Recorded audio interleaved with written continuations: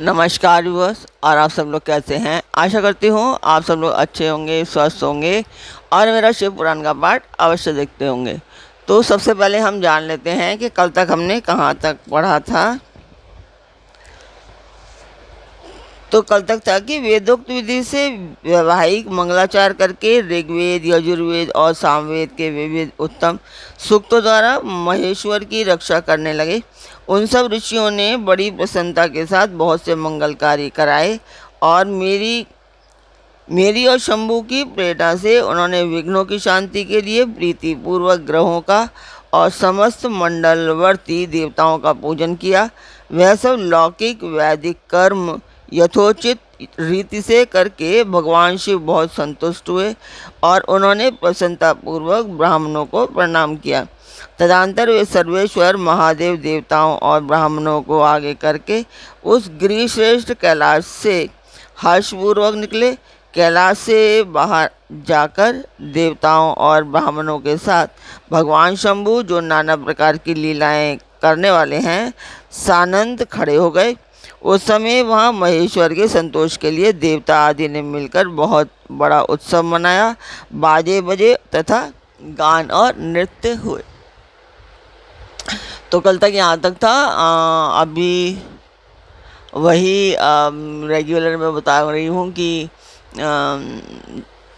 जो लोग नए हैं एक्चुअली उनके लिए कि ये पाठ एक शुभ कार्य है, मंदिर के लिए है और इसमें मैं आप सब लोगों का सहयोग चाहती हूँ कि आप लोग सब्सक्राइब करें, लाइक करें और शेयर करें और ख़ुद भी करें और दूसरों से, अपने फैमिली एंड फ्रेंड्स से भी करवाएं, ताकि ये मेरा उद्देश्य जो है पूरा हो पाए। तो इसी उद्देश्य की प्राप्ति के लिए मैं ये सब कर रही हूँ। तो जिस मंदिर का मैं वर्णन कर रही हूँ उस मंदिर की मैं वीडियो डालती हूँ, आप लोग देखें और मुझे बताएं कि आपको मेरा पाठ कैसा लगता है।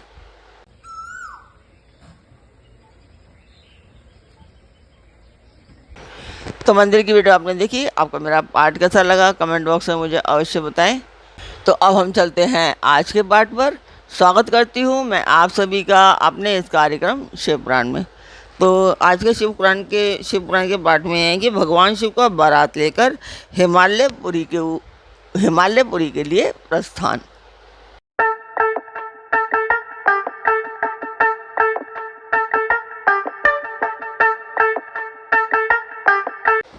तो यहाँ ब्रह्मा जी कहते हैं कि मुने, तदंतर भगवान शंभु ने नंदी आदि सभी गणों को अपने साथ हिमाचलपुरी को चलने के लिए प्रसन्नतापूर्वक आज्ञा देते हुए कहा कि तुम लोग थोड़े से गणों को यहाँ रखकर शेष सभी लोग मेरे साथ बड़े उत्साह और आनंद से युक्त हो गिरिराज हिमवान के नगर को चलो।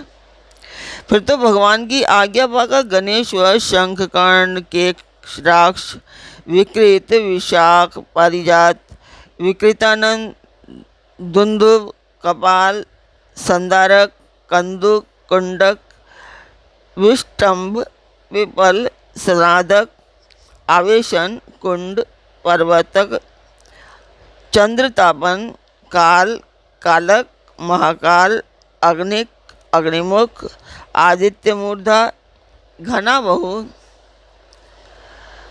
सनह, कुमुद, अमोक, कोकिल, सुमंत्र, काकपादोदर, संतानक, मधुपिंग, कोकिल, पूर्णभद्र, नील, चतुर्वक्त्र, कर्ण, अहिरोमक, यज्वाक्ष, शतमन्यु, मेघमन्यु, काष्ठगुण, विरूपाक्ष, सुकेश, वृषभ, सनातन, तालकेतु, षण्मुख, चैत्र, स्वयंप्रभु, लकुलीश, लोकांतक, दीप्तात्मा, दैत्यांतक, भृगिरिटी, देवदेव प्रिय, अशनि, भानुक, प्रमथ तथा वीरभद्र अपने असंख्य कोटि कोटि गणों तथा भूतों को साथ लेकर के चले। नंदी आदि गणराज असंख्य गणों से घिरे चले तथा क्षेत्रपाल और भैरव भी कोटि कोटि गणों को लेकर उत्सव मनाते हुए प्रेम और उत्साह के साथ चल पड़े।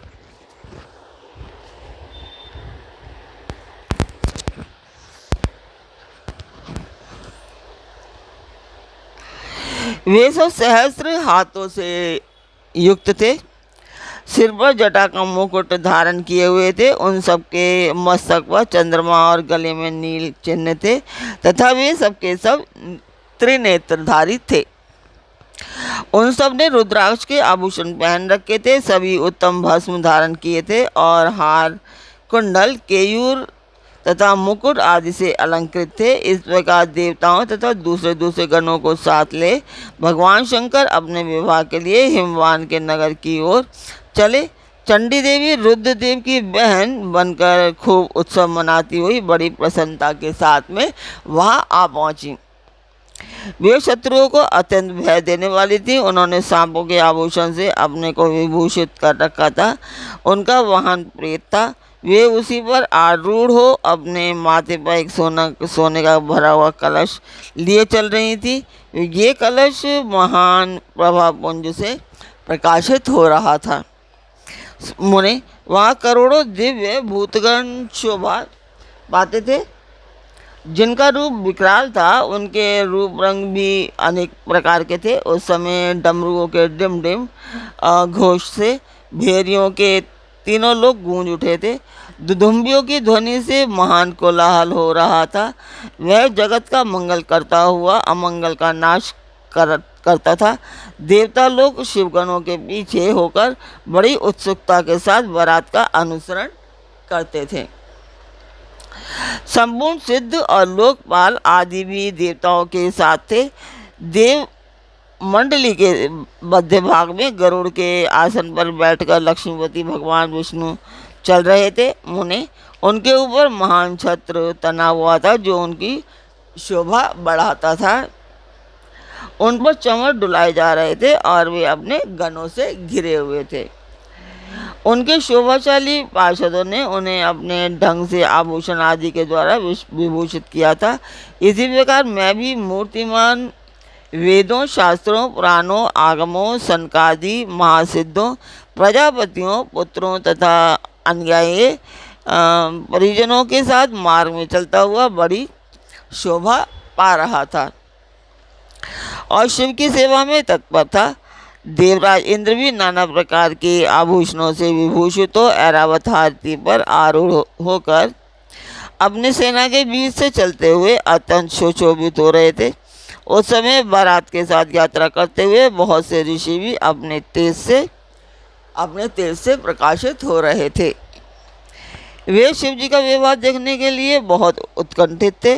शाकिनी, यातुधान, बेताल, ब्रह्मराक्षस, भूत, प्रेत, पिशाच, प्रमथ आदि गण, तुम्बु, नारद, हाहा और हुहु आदि श्रेष्ठ गंधर्व तथा किन्नर भी बड़े हर्ष से भरकर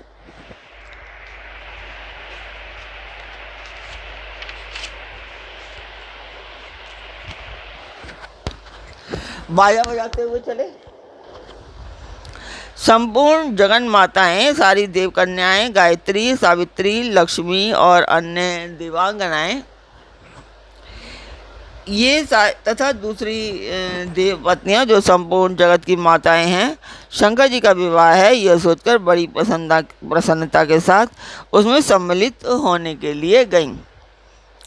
वेदों, शास्त्रों, सिद्धों और महर्षियों द्वारा जो साक्षात धर्म का स्वरूप कहा गया है तथा जिनकी अंग कांति शुद्ध स्फटिक के समान उज्ज्वल है, वह सर्वांग सुंदर वृषभ भगवान शिव का वाहन है।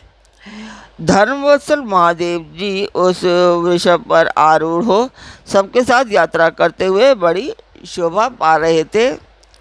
देव ऋषियों के समुदाय उनकी सेवा में उपस्थित थे। इन सब देवताओं और महर्षियों के एकत्र हुए समुदाय से महेश्वर की बड़ी शोभा हो रही थी।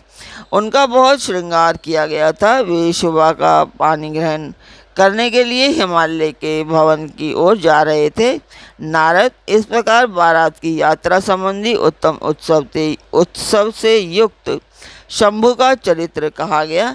अब हिमालय नगर में जो सुंदर वृतांत घटित हुआ उसे सुनो। तो उसे फिर अगले पार्ट में सुनाऊंगी। तो अभी मैं आज का पार्ट पूर्ण करती हूँ। कल फिर मिलेंगे एक नए पार्ट में, एक नई उमंग, एक नई तरंग के साथ। तब तक के लिए आज्ञा दीजिए। ये माइक मुझे ऐसे इसलिए रखना पड़ा है कि हवा पंखे की आवाज़ आती थी इसमें, तो यही कारण है इसको इस तरह से रखने का। आवाज़ बहुत ज़्यादा आ रही थी मुझे, आप लोगों को भी लगता होगा कि डिस्टर्बेंस हो रही है, तो इसीलिए मुझे इधर रखना पड़ रहा है, मुंह पर रखना पड़ रहा है बिल्कुल। तो कल तक के लिए आज्ञा दीजिए। आशा करती हूँ आपको मेरा पाठ अच्छा लगता होगा। तो ओम नमः शिवाय, जय माता की।